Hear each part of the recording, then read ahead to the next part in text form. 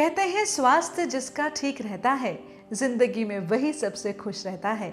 नमस्कार, स्वागत है आप सभी का आपके पसंदीदा कार्यक्रम द कंचन नेगी शो में, जिसका उद्देश्य है उत्तराखंड की कला, संस्कृति, साहित्य, शिक्षा, स्वास्थ्य, पर्यटन, इतिहास के साथ साथ प्रख्यात शख्सियतों को आप सभी से रूबरू कराने का।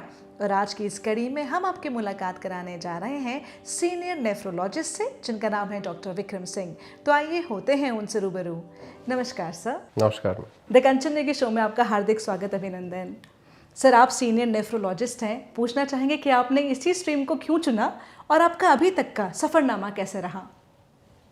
पहले इस स्ट्रीम को क्यों चुना, क्योंकि सुपर स्पेशलाइजेशन जब मैंने ट्रेनिंग किया मेडिकल कॉलेज में, तो ये सब शुरुआत हुआ था। बहुत ज़्यादा सुपर स्पेशलिस्ट तब होते नहीं थे, खास करके नेफ्रोलॉजी वाली फील्ड में। तो किडनी डिजीज़ पहले भी और अब बहुत तेज़ी से बढ़ता जा रहा है। तो हमने सोचा है कि ये एक फील्ड था जो थोड़ा सा लेस टस्ट था, कुछ हद तक कह सकते हैं हम। तो इसलिए हमने सोचा कि अगर मैं इस तरफ जाऊं तो हो सकता है मैं कुछ लोगों के काम आ सकूं, ऐसा मेरा मानना था। तो आपका सर सफ़रनामा, अभी तक की जर्नी कैसे रही है आपकी? मैं बेसिकली उत्तराखंड से ही, मेरा जन्म है, देहरादून से ही हूँ, चकराता में मेरा घर है। और मेरा स्कूलिंग कुछ गांव में हुआ, कुछ उत्तरकाशी के नौगांव नाम की एक जगह है, वहाँ पर हुआ। फिर मैं अपने ग्रेजुएशन के लिए एमबीबीएस करने लखनऊ केजी मेडिकल कॉलेज गया। वहाँ 4.5 साल के बाद मैं पीजीआई चंडीगढ़ से एमडी पोस्ट ग्रेजुएशन और उसके बाद डॉक्टरेट डीएम नेफ्रोलॉजी मैंने पीजीआई चंडीगढ़ से किया। उसके बाद मैं वहाँ से सीधे अपने राज्य आ गया। सबसे पहले मैंने जॉली ग्रांट हिमालयन इंस्टीट्यूट को एज ए फैकल्टी वहाँ ज्वाइन किया। उसके 5-6 साल के बाद मैं शहर में प्रैक्टिस कर रहा हूँ। इस बीच मैं दून हॉस्पिटल में और ऋषिकेश एम्स में भी काफ़ी समय तक एसोसिएटेड रहा हूँ as a faculty, teaching faculty. जी डॉक्टर साहब, पूछना चाहेंगे कि किडनी तो हमारे शरीर का बहुत ही महत्वपूर्ण अंग होता है, तो इसके फंक्शंस के बारे में मैं चाहूँगी कि आप दर्शकों को बताएं। जी, इसके 4 या 5 मेन फंक्शंस होते हैं। जो मेन फंक्शन है इसका, हमारे शरीर में जो अपशिष्ट पदार्थ बनते हैं डे टू डे की मेटाबॉलिक प्रोसेस में, उसको शरीर से बाहर निकालता है यूरिन के द्वारा। दूसरा, ये हमारे शरीर में पानी और सॉल्ट की मात्रा को नियंत्रित करता है कि किसी दिन हमने पानी अगर कम पिया तो हमारी किडनी शरीर से पानी कम निकालेगा। आज अगर हमने ज़्यादा पी लिया तो उसको ज़्यादा निकालेगा, क्योंकि हमारे शरीर को एक सीमित मात्रा में पानी या किसी दूसरे मिनरल की या सॉल्ट की आवश्यकता होती है। डॉक्टर साहब, हमने सुना है कि बुजुर्गों में कि डायलिसिस उनका होता है एक उम्र के बाद, तो ये डायलिसिस होता क्या है और इसके कारण क्या हैं? जी, डायलिसिस पहले तो किसी भी उम्र में आवश्यकता पड़ सकती है। तो किडनी डिजीज़ का पैटर्न थोड़ा सा अलग होगा। बुजुर्गों में किडनी फेलियर के कारण कुछ अलग होंगे, ज़्यादातर केस में डायबिटीज़ और ब्लड प्रेशर। और यंगर इंडिविजुअल्स में जो कम उम्र वाले लोग होंगे उनमें कोई और कारण हो सकते हैं, लेकिन डायलिसिस किसी भी उम्र में ज़रूरत पड़ सकती है।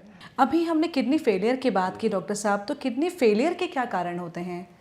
हाँ, किडनी फेलियर जैसा मैं अभी बता रहा था कि किडनी फेलियर 2 तरह का होता है। एक एक्यूट होता है जो पिछले कुछ ही दिनों या 1-2 सप्ताह के अंदर में आया हो। एक पुराना किडनी फेलियर होता है जिसको हम क्रॉनिक किडनी डिजीज़ कहते हैं, जो अब 3 महीने या इससे पुराना रह गया है, अब वो पूरी तरह से ठीक नहीं हो सकता। एक्यूट किडनी फेलियर आमतौर पे पानी की कमी, उल्टी दस्त होने से, कोई दवाई के रिएक्शन से, ओवरडोज से, या कोई स्टोन फंसने की वजह से यूरिन के रास्ते में, इस तरह की चीज़ों से ये किडनी फेलियर हो सकता है। इन्फेक्शन से कई बार किडनी फेलियर एक्यूट वाला हो सकता है। आमतौर पे इस तरह के ज़्यादातर कारण किडनी फेलियर के जो होते हैं वो रिवर्सेबल होते हैं, उनको ठीक किया जा सकता है अगर उस समय पर पकड़े जाएं तो। दूसरा जो किडनी फेलियर है, क्रॉनिक किडनी फेलियर, वो आमतौर पे 3 महीने, 6 महीने, साल से मरीज को चल रहा होता है, जिसमें किडनी धीरे धीरे करके उसका फंक्शन कम होता है।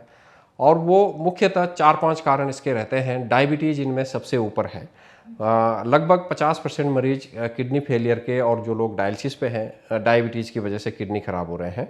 पर मुख्यतः डायबिटीज़, ब्लड प्रेशर और नेफ्राइटिस, ये 3 मेन कारण हैं किडनी फेलियर के, क्रॉनिक किडनी फेलियर के। मैं कह रहा हूँ जी डॉक्टर साहब, किडनी से संबंधित जो आमूमन बीमारी होती है वो कौन सी बीमारियां होती हैं और उसमें कैसे हम लोग उसमें बच सकते हैं?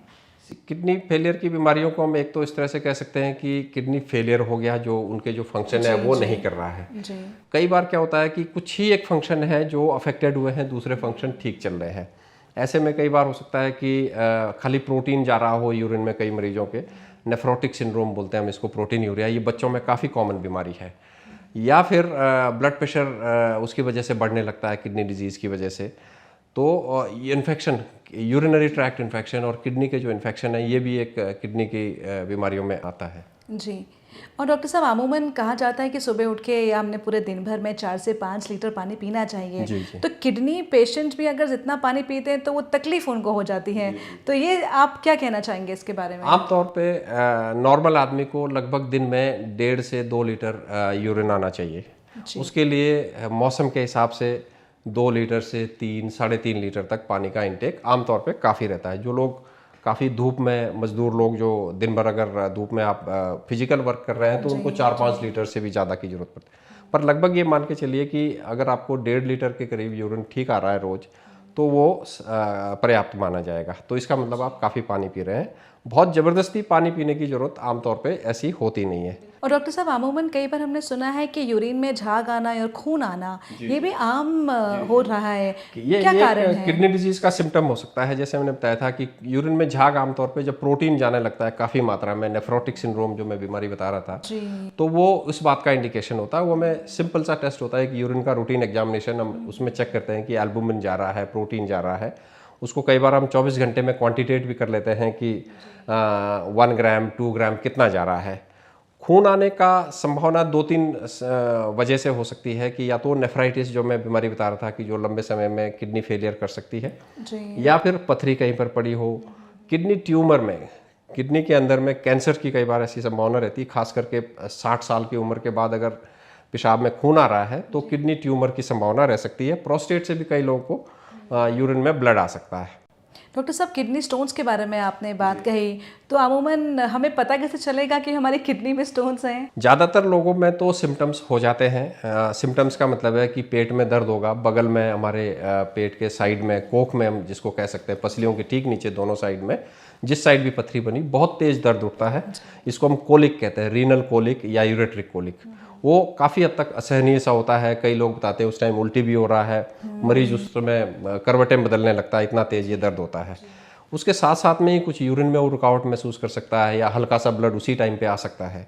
तो इस तरह से हमें पता चलता है। पर 15-20% मरीजों में किडनी स्टोन एसिम्प्टोमेटिक, वो साइलेंट पड़े रहते हैं। किसी और वजह से हमने अल्ट्रासाउंड किया, पता चला कि किडनी में स्टोन भी पड़ा हुआ है।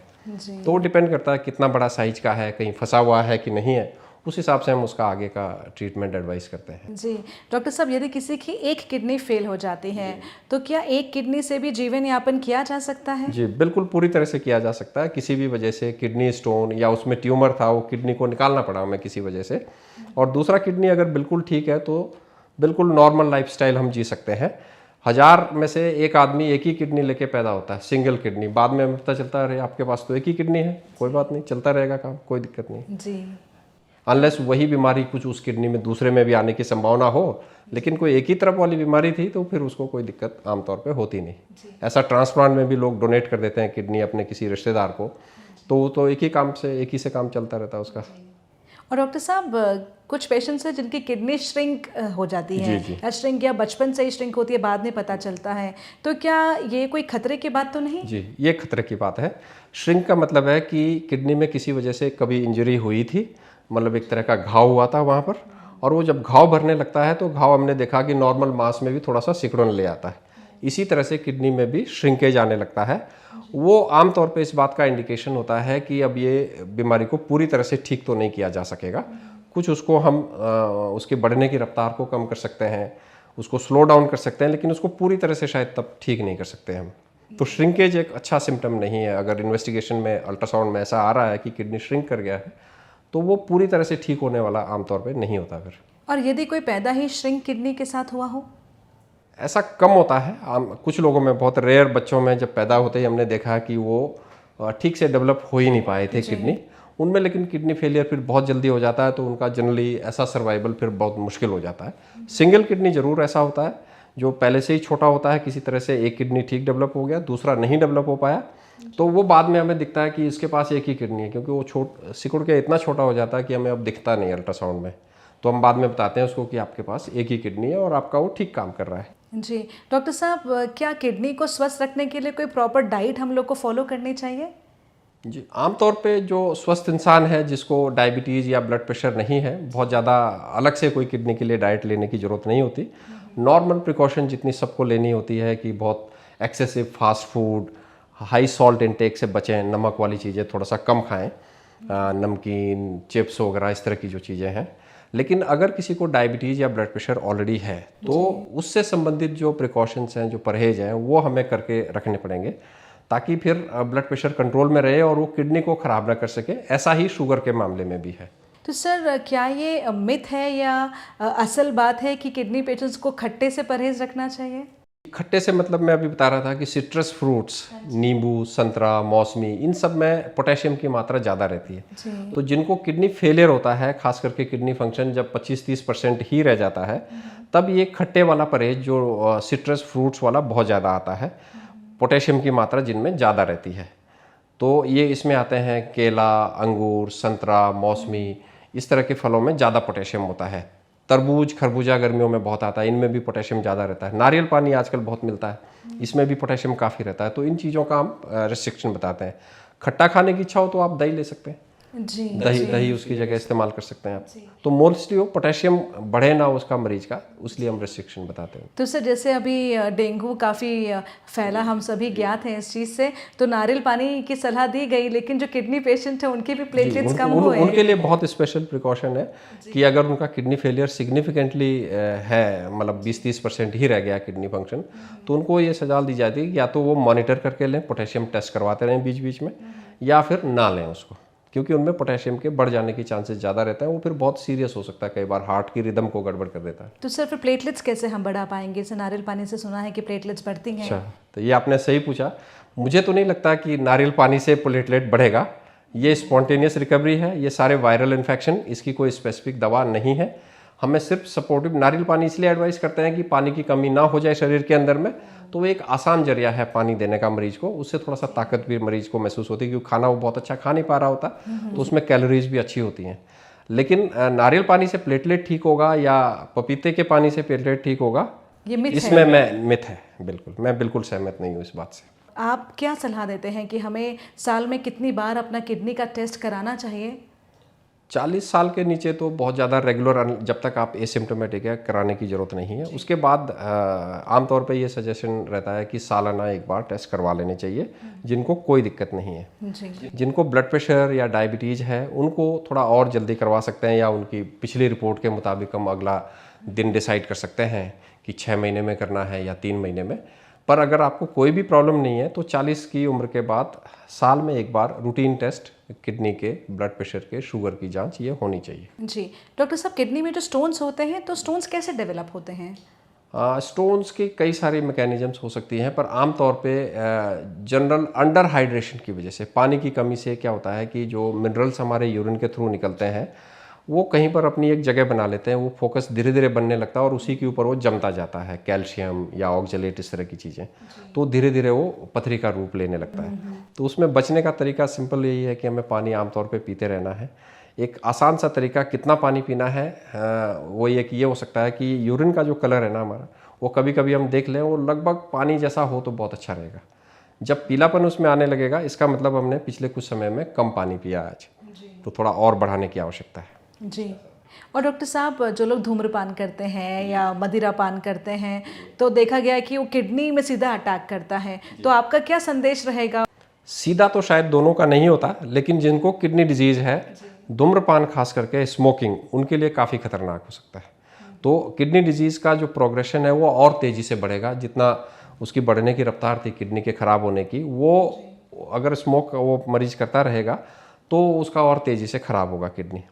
और डॉक्टर साहब, किडनी के पेशेंट हैं, ज़्यादा दवाई तो खा नहीं सकते, उनको अगर बीपी की बीमारी भी है, थायराइड भी है, तो बहुत ही पर्टिकुलर और स्पेसिफिक रहना पड़ता है उन्हें। तो इस चीज़ से हम कैसे उनको मेडिकेशन में क्या उनको मुझे लग रहा है कि बिना अपने फिजिशियन की सलाह के दवाई ऐसी नहीं लेनी चाहिए। इवन ब्लड प्रेशर में भी, ब्लड प्रेशर को जब हम कंट्रोल रखने की कोशिश भी करेंगे तो भी उसमें हमें कुछ सेलेक्टिव दवाइयाँ कई बार हम नहीं दे सकते, जो दूसरे नॉर्मल किडनी फंक्शन वाले में हम बड़े आराम से दे सकते थे। तो आप हमें अपने फिजिशियन से रेगुलर संपर्क में रहने की ज़रूरत होता है, और ज़रूरत पड़ने पे कोई स्पेशलिस्ट से, नेफ्रोलॉजिस्ट से, या जो इस डिजीज़ में ज़्यादा एक्सपीरियंस रखते हो उनसे मिल लेना चाहिए। डॉक्टर साहब, गर्मियों में तो पानी पिया जाता है, लेकिन सर्दियों में हम देखते हैं बहुत ही कम हो जाता है, तो आप क्या संदेश देना चाहेंगे? तो नॉर्मल रिफ्लेक्स मैकेनिज्म है बॉडी का। सर्दियों में अब पसीना कम आता है, तो जो हमारे सांस में, बोलने में या पसीने के द्वारा जो वाटर लॉस होता है वो ऑटोमेटिकली कम हो जाता है। तो अंदर सेंसर लगे हुए हैं, आप ऐसा मान के चलिए, हमारे बॉडी के अंदर में हमें फील हो जाता है कि अब हमें प्यास लग रही है, इसका मतलब अंदर पानी की कमी हो रही है। तो हमारे ब्रेन में इस तरह के सेंसर लगे हुए हैं जो बॉडी के पानी के कंसंट्रेशन को पहचान लेता है कि पानी की कमी है, पीना है या नहीं पीना है आमतौर पर। और डॉक्टर साहब, आजकल जो यूथ है वो फिटनेस फ्रीक तो है, लेकिन अपनी बॉडी बिल्डिंग करने के लिए वो प्रोटीन्स वगैरह ये सब जो हमारे पैक्स आते हैं उनको वो ग्रहण करते हैं, तो उनके लिए क्या संदेश है आपका? इस तरह के सप्लीमेंट से बचना ठीक रहेगा, क्योंकि हम अक्सर देखते हैं कि 3 से 6 महीने में एक दो लड़के आते हैं। आमतौर पर लड़के ही होते हैं, लड़कियां कम इस तरह का करती हैं। और उनको मैं सजेस्ट करूंगा कि उनको नेचुरल प्रोटीन लें, मतलब एग खाएं, एग वाइट लीजिए, पनीर लीजिए, दालें खूब लीजिए, चिकन खा सकते हैं, फिश ले सकते हैं। मटन का सेवन इन जनरल हम कम एडवाइस करते हैं, क्योंकि उसमें फैट का कंटेंट, जो चर्बी ज़्यादा होती है। लेकिन नेचुरल प्रोटीन लीजिए जो हम रूटीनली डेली खाते हैं। दूध ले सकते हैं, तो जो हम नॉर्मल खाने में खाते हैं उसको इस्तेमाल करें तो ज़्यादा अच्छा होगा। जी डॉक्टर साहब, एक्सरसाइज और योगा का क्या महत्व है हमारी ज़िंदगी में, और किडनी को कैसे हम लोग स्वस्थ रख सकते हैं? एक्सरसाइज, चाहे कोई किसी बीमारी से पीड़ित हो या स्वस्थ हो, एक्सरसाइज जीवन का एक बहुत ही ज़रूरी हिस्सा है। हमें अपने शरीर को कुछ समय एक्सरसाइज के लिए ज़रूर देना चाहिए। इसको हम चाहे योगा कह लें, एक्सरसाइज कह लें, फिट वर्जिश कह लें, कुछ भी कह लीजिए, लेकिन हमें कुछ ना कुछ अपने बॉडी को गतिमान बनाए रखना है, मसल की स्ट्रेंथ को बनाए रखना होता है, और रेगुलर डेली आधे से पौन घंटा कम से कम इस बात पे देने की आवश्यकता है। जी। और डॉक्टर साहब, जैसे जो महिलाओं में मेंस्ट्रुअल साइकिल का जो दौर होता है काफ़ी पेनफुल रहता है, तो उससे भी कई बार वो काफ़ी गरम इनटेक कर लेते हैं, उससे भी क्या किडनी उससे कुछ रिलेशन रखता है? नहीं, उससे डायरेक्ट रिलेशन नहीं रखता है, और उन दिनों कुछ ऐसा स्पेशल डाइट भी खाने की ज़रूरत नहीं है। आप नॉर्मल खाना खाइए, आमतौर पे पानी की मात्रा ठीक ठाक लेके रहनी चाहिए। सफाई का ध्यान इसमें ज़रूर करना चाहिए, क्योंकि ये बात आई है तो मैं सजेस्ट करूँगा कि लोग नैपकिन, सैनिटरी नैपकिन यूज करने से ना हिचकें। गांव में अक्सर अभी तक भी शायद काफ़ी सारे घरों में या गांव में अभी तक भी लेडीज़ कपड़ा वगैरह इस्तेमाल करती हैं, तो उसका इस्तेमाल ना करें, क्योंकि वहाँ इन्फेक्शन हो सकता है और वो आकर वापस किडनी तक भी पहुँच सकता है। जी। तो इसलिए साफ सफाई का ध्यान रखना, हाँ, वो हाइजीन बहुत ज़रूरी है। और कई बार ऐसे भी हमने कहीं पढ़ा था डॉक्टर साहब कि जैसे कुछ लोग का एकदम से यूरिन बंद हो जाता है अचानक, ऑल ऑफ अ सडन, कोई बहुत हेल्दी है उसके बावजूद भी, तो ये अचानक कैसे हो जाता है? कोई ना कोई चीज़ फंसी होगी रास्ते में, या तो स्टोन आया होगा, या प्रोस्टेट ऑलरेडी था उनको, पेशेंट को, वो एक क्रिटिकल स्टेज पे आकर के इतनी स्वेलिंग अचानक एक दिन होगी, वो बिल्कुल ही बंद हो गया। पहले तो थोड़ा बहुत उसका काम चल जा रहा था, या कोई स्टोन ऊपर से आ रहा था, वो या तो आप दोनों तरफ में फंस गया हो, या ब्लैडर के मुंह पे आके फंस गया हो। इस तरह से कई बार अचानक बंद पड़ने का संभावना रहती है। तो डॉक्टर साहब, ऐसे में कोई फर्स्ट एड के टिप्स आप कुछ देना चाहें? उसमें एक तो कॉन्स्टिपेशन से थोड़ा सा बच सकते हैं। जब तक आप अस्पताल नहीं पहुंच सकते, बंद पड़ने पे हल्का सा सिकाई पेट की करी जा सकती है। और कई बार पोस्चर चेंज से बहुत ज़्यादा उसको दबाएं नहीं, क्योंकि फिर वो यूरिन वापस किडनी की तरफ जाने का डर रहता है। प्रोस्टेट, क्योंकि यूरिनरी ट्रैक्ट हमारे यूरिन के फ्लो के रास्ते में ही आता है, वो उम्र के साथ में पुरुषों में प्रोस्टेट ग्लैंड जब बढ़ने लगती है तो यूरिन के रास्ते को रोकने लगता है। कई लोगों में इतना रोक देता है कि बंद पड़ जाता है, यूरिन आना बिल्कुल बंद हो जाता है, फिर हमें नली डालनी पड़ती है। कई लोगों में प्रोस्टेट के लिए ऑपरेशन करना पड़ता है, वो दूरबीन के द्वारा होता है। और ज़्यादातर लोगों में वैसे दवाई से प्रोस्टेट सुधर सकता है, अगर आपने टाइम से दवाई शुरू करी तो। और डॉक्टर साहब, कई बार किडनी पेशेंट्स में क्या होता है, जो उनका स्लीपिंग पोस्चर होता है उसके गड़बड़ होने से भी काफ़ी पेन होता है। कभी कभार वो काफ़ी चीज़ें, चाहे मैग्नेटिक की बात करें कि कहते हैं कि आराम मिलेगा, वो लगाते ज़रूर हैं लेकिन उससे फिर पेनफुल हो जाता है, तो उसके लिए आप क्या कहना चाहेंगे? वो जो पेन है इन जनरल, बॉडी एक, मसल पेन और बोनी पेन है किडनी डिजीज वालों में, मैंने बताया कि मोस्टली डायरेक्टली और इनडायरेक्टली विटामिन डी के कमी के चलते ये होते हैं। तो उनमें हमें पोस्चर का तो किसी भी हालत में ध्यान रखना पड़ता है। लेकिन उसको मसल्स को हमने किसी भी तरह से रिलैक्स रखना है, मतलब उसमें स्पाजम ना जाए, उस पर खिंचाव ना आए किसी तरह से, इस तरह का हमें। काफ़ी लोग एक्यूप्रेशर कराते हैं, एक्यूपंक्चर कराते हैं, फिजियोथेरेपी करा लेते हैं, तो उस पल भर के लिए तो आराम मिलेगा, लेकिन बाद में वो सब चीज़ें हैं कि आपके मसल्स का जो तनाव था ना उसको कम करने में हेल्प करती है। चाहे वो फिजियोथेरेपी है, मसल में जो बैक में स्पाजम हो गया, अचानक आपकी कमर अकड़ गई, तो उसमें वो सब चीज़ें एक्यूप्रेशर या फिजियोथेरेपी इस तरह से कुछ मदद करती होंगी, लेकिन उसका जो बेसिक कारण है उसको हमें देखते रहना चाहिए साथ साथ में कि ऐसा क्यों हुआ था, ताकि हम उसको दोबारा होने से बच सकें। जी डॉक्टर साहब, हमने कहीं पे देखा था कि अगर हम लोग मुट्ठी बंद करते हैं तो ये जो साइज़ होता है हमारे हार्ट का साइज़ होता है, तो हमारे कि किडनी का भी हम लोग साइज़ ऐसे पता कर सकते हैं? लगभग इतना ही होता है, मुट्ठी के आकार का ही होता है। 2 किडनी होते हैं हमारे शरीर में, और दोनों किडनी एक ऐसा ऑर्गन है जिसका ऑर्गन के हिसाब से ब्लड फ्लो वो सबसे ज़्यादा लेता है पर मिनट। अगर हम देखें तो ब्रेन का जो पर मिनट का ब्लड फ्लो है 300-400 ग्राम है, और किडनी का 1200 है। तो किडनी का जो ब्लड सप्लाई है वो बहुत ज़्यादा है। कई लोगों में अगर खून का सर्कुलेशन प्रॉपर नहीं है तब भी किडनी डिजीज़ ऐसे कुछ लोगों में हो सकता है। तो किडनी साइज में जितना छोटा लगता है, फंक्शन वाइज वैसे काफ़ी महत्वपूर्ण माना जाएगा। बिल्कुल, क्योंकि सारे टॉक्सिन्स उसी के जरिए ज़्यादातर बाहर निकलेंगे। डॉक्टर साहब, जैसा आपने बताया कि ब्लड प्रेशर रहता है, ये भी किडनी को काफ़ी इफेक्ट करता है, तो इससे हम लोग कैसे बच सकते हैं या क्या कुछ कर सकते हैं? ब्लड प्रेशर अब काफ़ी कॉमन होता जा रहा है, और परेशानी की बात यह है कि काफ़ी सारे लोगों में मेरे को ब्लड प्रेशर है मुझे पता ही नहीं होता जब तक हम उसको नाप नहीं लेते बीपी की मशीन द्वारा।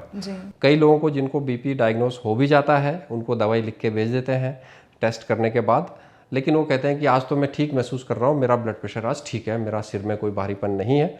वो बहुत ही गंभीर मामला है। ब्लड प्रेशर की दवा को कम ज़्यादा या बंद करना या शुरू करना सिम्टम्स के आधार पर ना जाएं, क्योंकि ब्लड प्रेशर बिल्कुल सिम्टम फ्री डिजीज़ है। इसका कोई लक्षण नहीं होता आमतौर पे। लक्षण हो गए अगर ब्लड प्रेशर की वजह से सिर दर्द हो रहा फिर तो बहुत सीरियस है मामला, फिर काफ़ी हम आगे बढ़ चुके हैं। लेकिन ब्लड प्रेशर का सिर्फ और सिर्फ एक ही तरीका है पता लगाने का, ब्लड प्रेशर की मशीन से जो हाथ में बांध करके नापते हैं उसी से पता लगेगा। डॉक्टर साहब, किडनी फेलियर अगर हो जाए तो सबसे पहला पूछना चाहेंगे कि कैसे पता चलेगा कि किडनी फेल हो गया, और दूसरी बात अगर हो जाए तो हमें क्या करना चाहिए? इसके पहले डायबिटीज एक और कारण रह जाता था ब्लड प्रेशर के अलावा जो किडनी फेलियर का है। मैंने बताया था कि लगभग आधे किडनी फेलियर डायबिटीज़ के ही वजह से होते हैं। आपने पूछा कि अगर किडनी फेलियर हो गया तो हम क्या कर सकते हैं।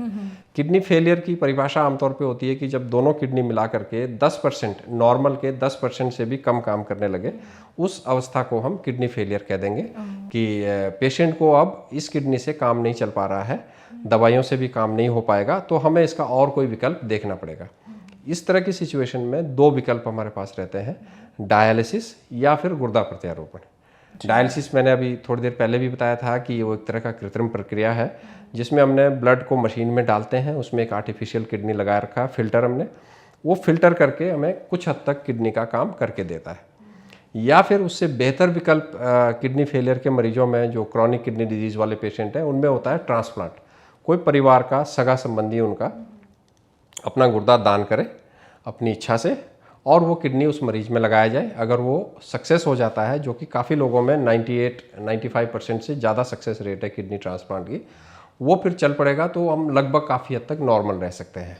जी, तो डॉक्टर साहब, आपसे भेंट वार्ता करके बहुत आनंद आया, बहुत कुछ सीखने को मिला, और मुझे उम्मीद है हमारे दर्शकों को भी हमारा ये वाला एपिसोड अन्य बाकी एपिसोड्स की तरह बेहद पसंद आया होगा। चलते चलते कहना चाहूँगी कि ज़िंदगी में अगर खुश रहना है तो अपने जीवन के दुख गिनना बंद करिए और दूसरों के जीवन के सुख गिनना। और इन्हीं पंक्तियों के साथ और इस उम्मीद के साथ कि द कंचन नेगी शो की टीम फिर हाजिर होगी अगले शनिवार रात 9 बजे सिर्फ दूरदर्शन उत्तराखंड पर। आप फिलहाल हमारे आज के मेहमान डॉक्टर विक्रम सिंह जी को और मुझे यानी डॉक्टर कंचन नेगी को दीजिए इजाज़त। नमस्कार।